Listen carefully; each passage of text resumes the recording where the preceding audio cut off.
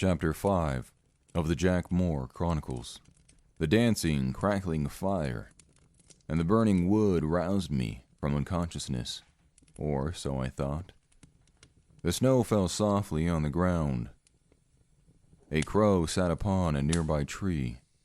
Its wings took flight when I spotted it. Snow fell from the dead branch that the crow took off from. My father sat at the old wooden desk, passed down through generations. Scratches lined the wood, echoes of the past. The colors of the symbol on the desk remained as vibrant as the day someone forged them into the oak. The stark red and deep blue of the water stood out. My father wore a sweater that looked itchy. The gray of his long hair blended with his neatly trimmed beard. He faced away from me, yet I knew it was him. It was as if I were a kid again. The weight of the years vanished, as did the pain on my forehead. My feet swung from the couch. The word Dad was on the tip of my tongue, but I couldn't quite utter it. He adjusted his head to the right, as if to hear better. Dad? The word finally escaped. He didn't turn. His focus was on the work that was in front of him. The fireplace's warmth caressed my skin. I glanced at it, and then could not take my eyes off the flames. I thought about the flames increasing. It was as if the words escaped my mouth and drifted to the fire, translating into a language it understood. The fireplace's warmth increased as the flames grew. The fire came alive. The blue of the flames devoured the red. Wait! No! Stop! Stop! I yelled, but the words fell on deaf ears. The flames surrounded me in their warm embrace, until all I could see was red. All I could feel was heat. I closed my eyes in hopes of waking up. Jack, wake up, a voice said in the distance. The drastic change in temperature shocked my system. My skin was flushed from heat. I was drenched in sweat. My eyes opened to see Golding standing over me. What the hell happened to you? He asked. I don't know. I could feel blood gushing down my forehead. I tried gathering myself, the heat fading away.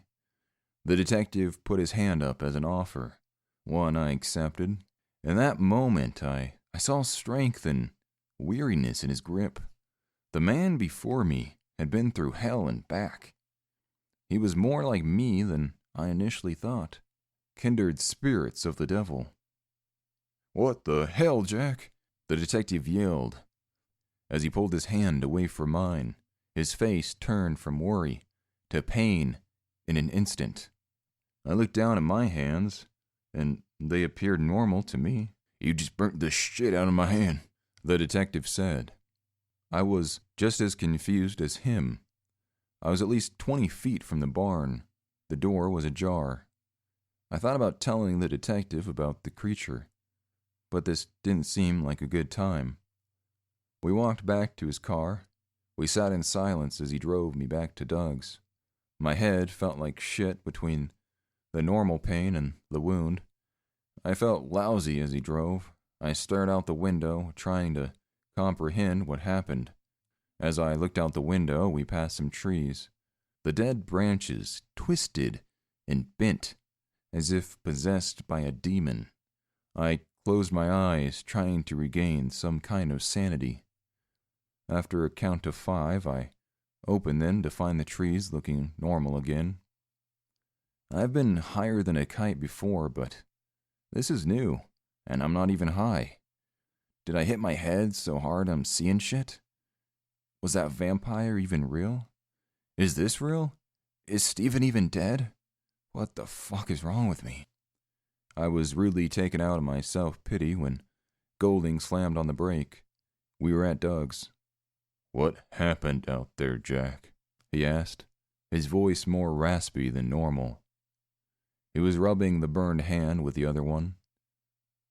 Your guess is as good as mine. I was searching the ranch like you asked me to do, and all I can remember is waking up on the ground. I decided to not tell Golding about the vampire.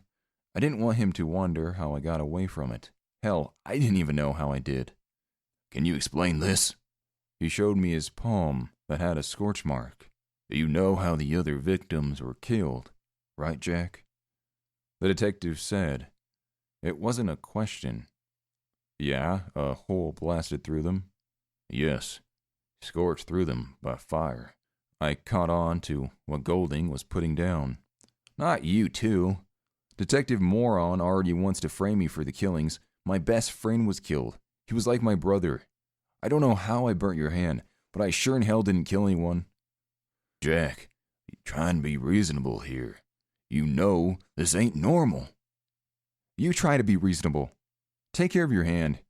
I slammed the car door and paid for it. The sound burrowed in my mind. I must have gotten a concussion. Golding rolled down the window on the passenger side. You sure you can drive home? Yeah, I'm fucking sure. Doug's was still open, despite it being later in the afternoon. I walked in to find the place empty. Doug stood behind the counter, cleaning. What happened to you? He asked as I walked in. Your guess is as good as mine, I replied. Doug pointed to the bar stool that sat on the other side of the counter. I sat. Before I could say anything, a bottle of whiskey appeared. Doug, you don't have a liquor license. Well, I ain't charging you, so they can't charge me. Doug poured me a cup. As he did, the blue long sleeve of his shirt raised, unearthing a tattoo in the process of being erased. As my eyes caught the tattoo, Doug covered it with his sleeve. Who's the lucky lady's name you're erasing there, man? Oh, no, just a past I'd like to forget. I was sure whiskey wasn't the best remedy for a concussion, but the liquid gold went down nicely. What happened to your head? Asked Doug, changing the subject. Me and that detective went out to the ranch, and I got knocked out or something. To be honest, not even sure. Looking into Doug's green eyes and his weathered face, marked with wrinkles like tree rings revealing his age, I could sense his skepticism toward my story. Has anything unexplainable ever happened to you? Something that can't be real? Doug took a deep breath and drank his whiskey. There was something at that ranch, Doug. I saw it. Saw what? I don't know, but it was fucking horrific. It had red eyes and teeth sharper than any knife. It couldn't have been real, though, right?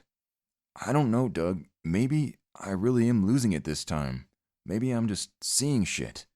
But it felt real. Felt like it was going to tear me apart. Doug took a deep breath and leaned close. Jack, the world is full of things we can't explain. I think you need to take a step back. I know Stephen's death hit you hard, but I'm telling you, it's not good for you to keep doing this. The weight of the past is something we all carry. Doug rubbed his finger along his wrist with the tattoo. You don't know shit, Doug. Thanks for the drink. Let me know if you hear from Susan. I didn't want pity. I didn't want understanding. Just answers. I put my drink down and walked away. Doug returned to cleaning the cafe. I could hear Doug in the distance as he wiped the counter. You're welcome. I walked outside, my whiskey breath visible in the night air. I got in my Saturn. It was dark and cold. My car's heater was useless, just as I felt. I screamed, "Fuck!" My voice reverberated in the confined space. Hey you. Yeah, you. Thanks for listening to this episode of the Jack Moor Chronicles. Curious to see how the story unfolds? Make sure to follow the show so you don't miss what's next. If you enjoyed this episode, please consider leaving a review. It really helps us out. Want more podcasts from WolfShield Media? Check out our website at wolfshield.media. Until next time, thanks for listening to this WolfShield Media production.